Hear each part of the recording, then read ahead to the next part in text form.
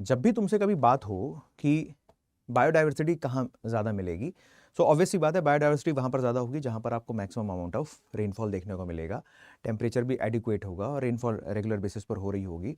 ठीक है, तो वहाँ पर बायोडाइवर्सिटी ज़्यादा मिलेगी। लेकिन मान लो कभी क्वेश्चन ऐसा है, पूछ लिया जाए कि भाई लोअर लैटिट्यूड से अपर लैटिट्यूड में जाने पर बायोडाइवर्सिटी घटेगी या बढ़ेगी।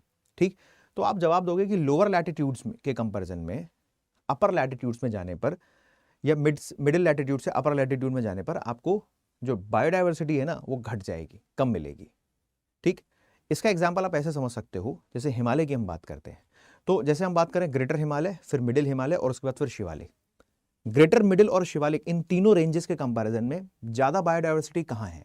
तो ज्यादा बायोडाइवर्सिटी मिलती है आपको शिवालिक वाली बेल्ट पे। समझ रहे हैं बात आप?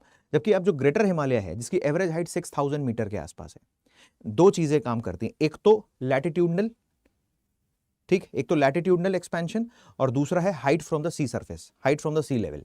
तो ग्रेटर हिमालय की जो हाइट है सी लेवल से वो 6000 मीटर है एवरेज हाइट।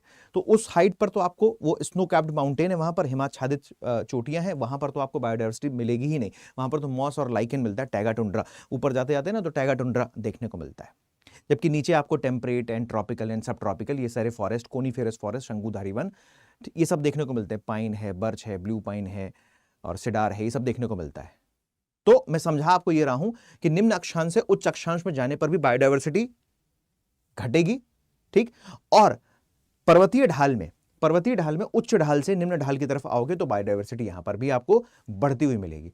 पर्वतीय ढाल में उच्च ढाल से निम्न ढाल, यानी किसी माउंटेनियस रीजन में अगर हम माउंटेनियस रीजन का स्लोप ग्रेडियंट देखें तो from the top to bottom biodiversity increase होगी।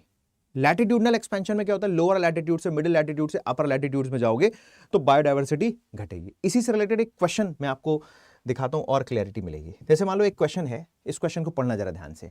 ठीक, क्वेश्चन इधर फोकस करो थोड़ा सा।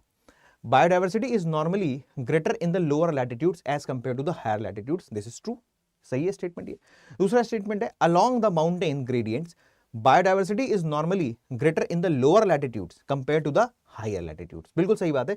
पर्वतीय ढालों के साथ जैव विविधता सामान्यतः उच्च ऊंचाई की तुलना में निम्न ऊंचाई पर अधिक होती है। शिवालिक में बायोडाइवर्सिटी ज्यादा है, ग्रेटर हिमालय पे ज्यादा बायोडाइवर्सिटी नहीं है। दोनों स्टेटमेंट सही है, इसीलिए बोथ 1 और 2 करेक्ट होगा। तो इस तरीके के कंसेप्ट से जुड़े हुए अगर कभी सवाल आ जाए तो उसमें हमेशा इस बात को ध्यान रखिएगा।